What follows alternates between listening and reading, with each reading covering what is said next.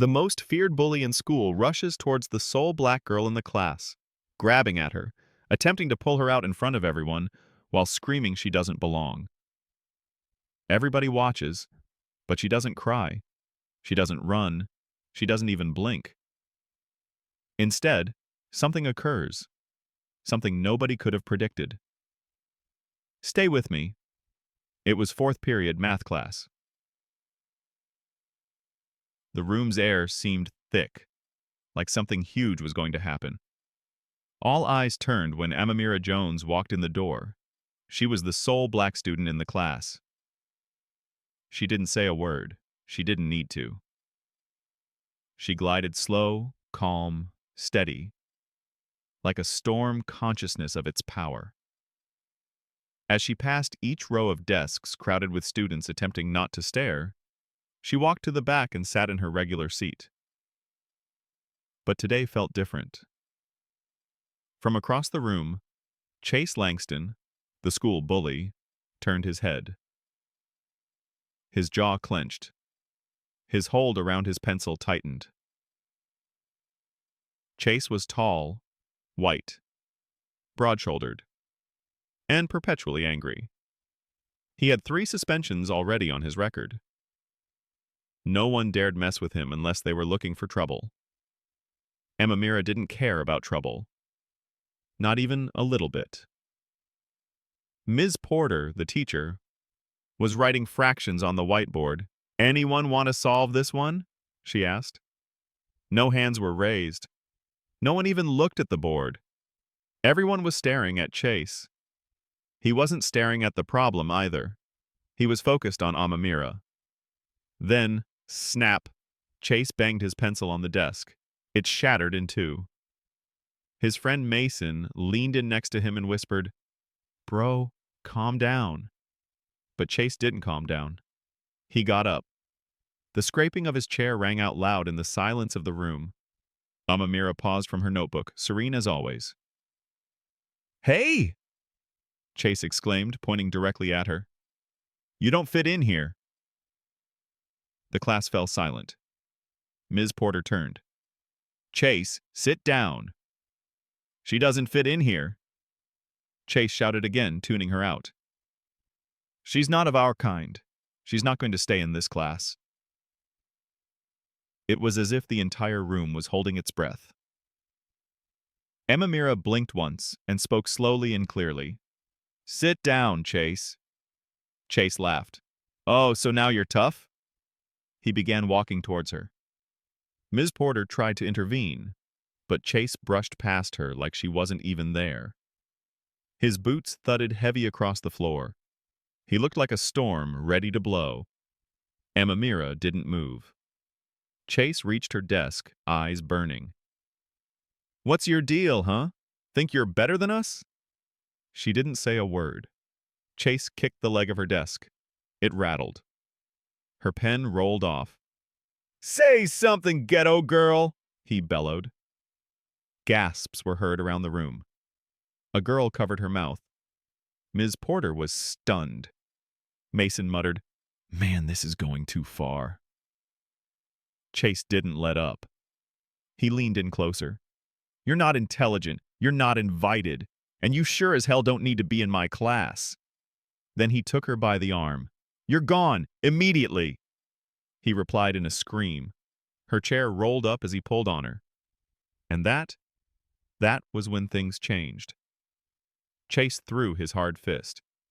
He swung good, but she was faster. Whoosh! She ducked low. His punch landed on nothing but air. In one smooth motion, she stood up, grabbed his wrist, twisted, spun him around, and flipped him. The class remained in shocked silence as Chase's body thudded into the ground. Thump, silence. Hang on. Drop a comment and let us know where you're watching from, and don't forget to hit subscribe for more stories like this. Amamira towered over him, serene, steady, like a lion right after the kill. Then she did something no one expected. She picked up her chair, sat down, crossed her legs, opened her notebook, and began writing again like it was just another day. What just happened? Someone whispered. Chase groaned on the ground. Mason's mouth was agape. Dude, she flipped him. Like a ninja. One kid applauded, then another. Suddenly the entire class erupted into applause. Loud, wild, thunderous. Ms. Porter grabbed the phone. I need security undefined now. In seconds, 2 school security guards burst in. They gazed at the scene. Chase lying on the floor, Amamira sitting as if nothing occurred. Take him, Ms. Porter directed. What? Undefined? No! Undefined! Chase struggled to his feet. Undefined. She assaulted me. Undefined, no, Ms. Porter snapped. You attacked her. Undefined, everyone saw. The guards dragged Chase away. Let go of me. Undefined, she's the problem. Undefined, she's not like us. Undefined. Enough, one of the guards snapped. Chase continued shouting as they pulled him away. She doesn't belong, undefined. But this time, no one agreed. Not even Mason. The doors slammed behind him. And suddenly the room felt different.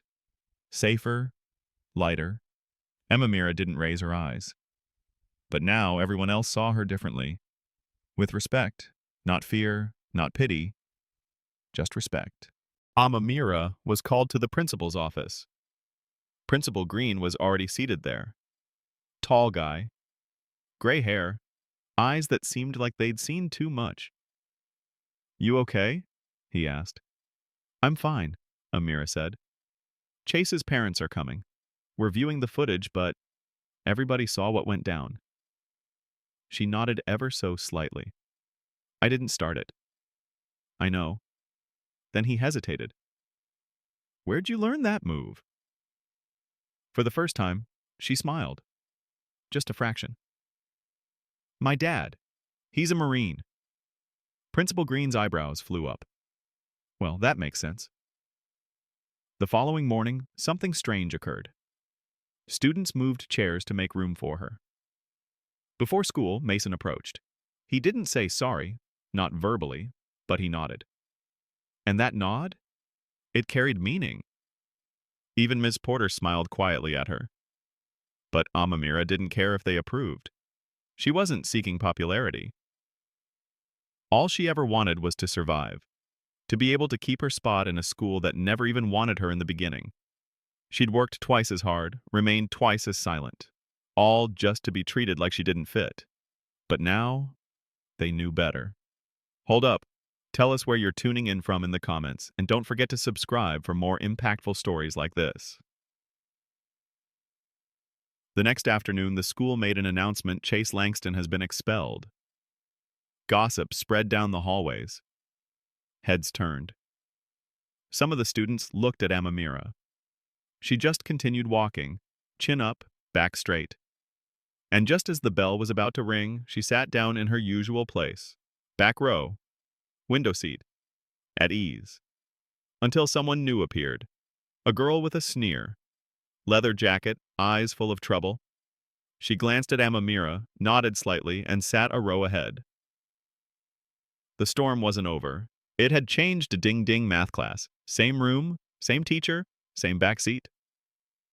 Amamira sat, calm as ever. Then she walked in.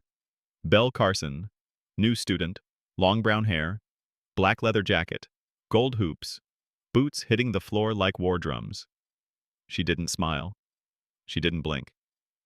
She walked right past the empty seats, sat next to Amamira, arms crossed. Didn't say a word, but her eyes, they said everything. I'm not here to play nice. Ms. Porter kept teaching, but the air felt sharp, like the room had blades in it. Amamira could feel it.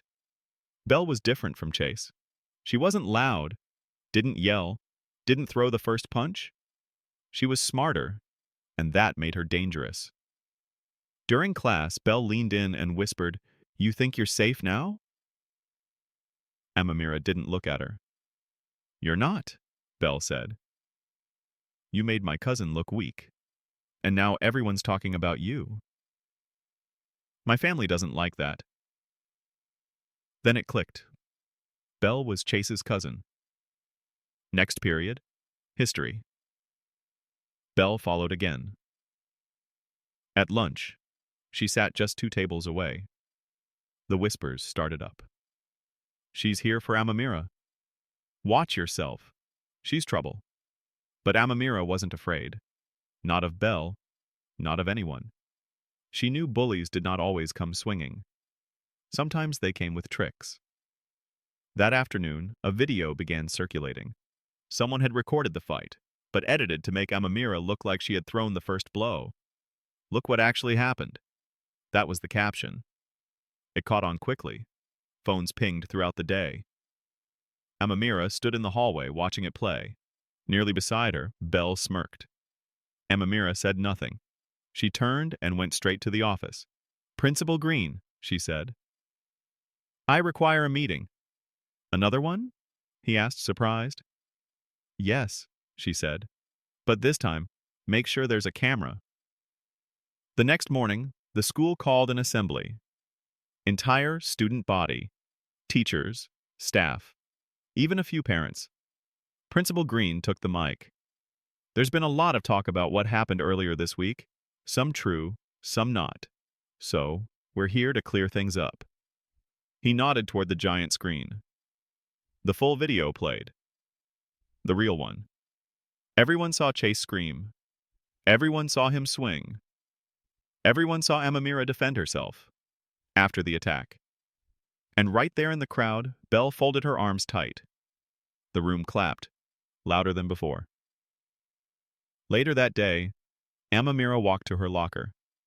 Belle was already there, with 2 girls, all dressed in black.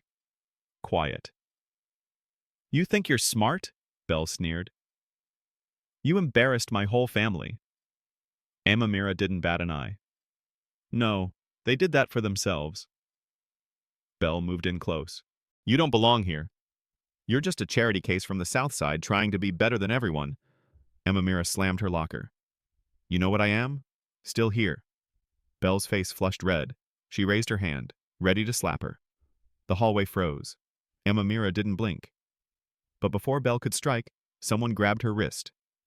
Officer Lane, the school's resource officer. That's enough, he said, voice firm. Belle yanked back. She started it. Undefined. No, Officer Lane said, shaking his head.